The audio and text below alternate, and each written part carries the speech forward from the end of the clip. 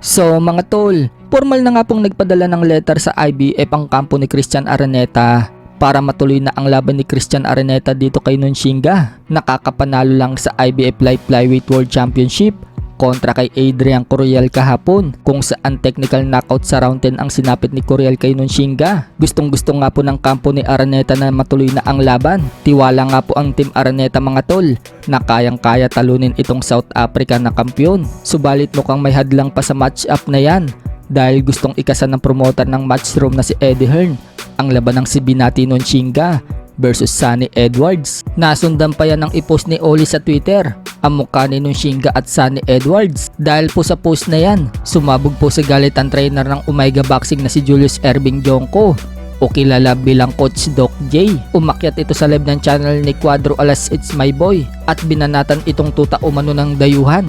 Ang tinutukoy nga po dyan ni Coach Doc J ay itong si Joaquin Arrieta o kilala bilang Oli sa Twitter.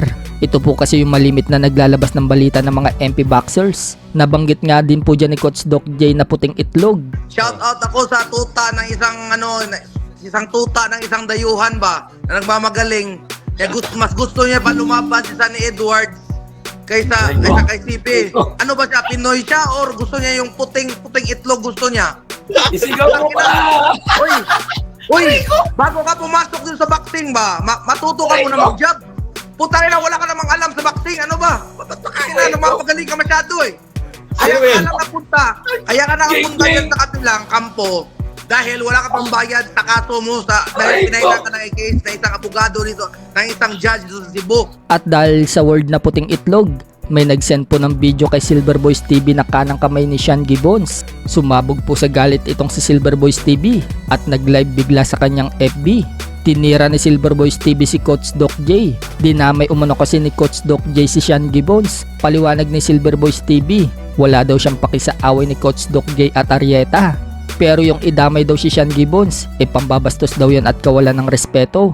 Wika pa ni Silver Boys TV, nakarating na daw kay Sean Gibbons ang pinagsasabi ni Coach Doc J. Banta pa ni Silver Boys TV, ipinapahamak lang daw ni Coach Doc J ang mga boxers ng Omega Boxing dahil sa pagtawag nitong puting itlog kay Sean Gibbons. At alam daw ba ni Coach Doc J ang mangyayari dahil sa pagtira nito kay Sean Gibbons? Katulad daw ng nangyayari kay Casimero versus Duhaney na hindi daw natuloy dahil sa pagtawag din daw ni Jason Casimero na puting itlog at puting aso kay Sean Gibbons. So parang sinasabi nga po ni Silver Boys TV dyan mga tol na baka ganun din daw ang mangyari sa bata ng Omega Boxing na si Christian Araneta na hindi matuloy ang laban dito kay si Binati Nonshinga. Nalaman nga din po natin mga tol na ito palang si Nonshinga ay may connection din kay Sean Gibbons. Bukod dyan, berada pa ni Silver Boys TV mga tol kay Coach Doc J.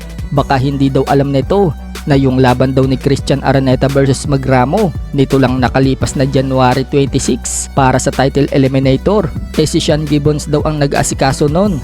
Wala nga din daw siyang utang na loob dahil si Sean Gibbons din daw ang nag-asikaso ng title eliminator ni Christian Araneta noong lumaban daw ito kay Valladares sa Mexico. Iisip ka ba, Julius? Ngayon, idadamay mo si Sersian. Isasabihan mong puting itlog. Abay, parang hindi mo alam ah. Ano? Ungkata na? Julius? Ungkata na?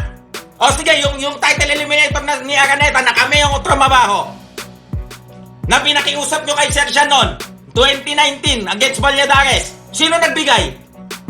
2019. Araneta, Valladares. Ako gumawa ng mga papel nyo. Wala kang utang na loob, men. Kahit utang na loob lang. Paggalang lang. Ako hindi ako nagsasalita. Ang dami kong nakikinig na negative sa inyo. Julius, sumagot ka. Ngayon binastos mo si Sersian. Ngayon, nagsisink-in na sa'yo. Namamawis ka na. Ngayon binastos mo si Sersian. Ikaw ba mawawalan? O yung mga boxer mo? Pati si Sersian binabastos mo. Tingnan mo nga sila, binastos si Sersian. Tingnan mo, ano nangyari dyan? Kila Kangkong. Dapat si TJ Duhaney kalaban. Wala na. May usap-usapang Marlon Tapales, hindi nila kayang bayaran yung demand TF ni Marlon Tapales. Nga. Ano lang kayang bayaran? Tune up. May sasabihin akong sikreto sa'yo, Julius. Gusto ko atin-atin lang to. Okay? Handa ka na? Magparamdam ka. Mag-comment ka. Tinatawagan kita. Ayaw mong sumagot eh. Paramdam ka kung nanonood ka. Jacob Bandido, nanonood ka? Paramdam kayo. Nanonood kayo? Okay? Bago ito sasabihin, atin-atin lang to, Julius. Julius, yung video mo ng sinasabi mong puting itlog si Sir Sean? Handa ka na ba? Press 1, Julius, kung nandito ka. Press 1. Press 1. Yung video mo ng pambabastos kay Sir Sean, natanggap na niya. Na-receive na niya. Nasend na sa kanya. Shhh. Okay? Nasend na kay Sir Sean.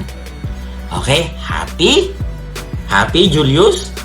So nilinaw naman po ng member ng Omega Boxing Promotion na si Dodong Diego Bandido ang paratang ni Silver Boys TV. Sa post po ni Diego sa kanyang FB, hindi naman daw si Sean Gibbons ang tinutukoy ni Coach Doc J na puting itlog, kundi daw si Sunny Edwards. Dagdag pa ni Diego, maganda daw ang relasyon ng Omega Boxing at ni Sean Gibbons, kaya dapat magtulungan na lang umano para sa Philippine Boxing kesa daw makisali sa drama. May nag-comment naman dyan at sinabing nadala daw ng emosyon at hindi daw naunawaan ang sinabi ni Coach Doc J. Nag-response naman si Coach Doc J dyan mga tol, at ito po ang sinabi, content syempre, matik yan.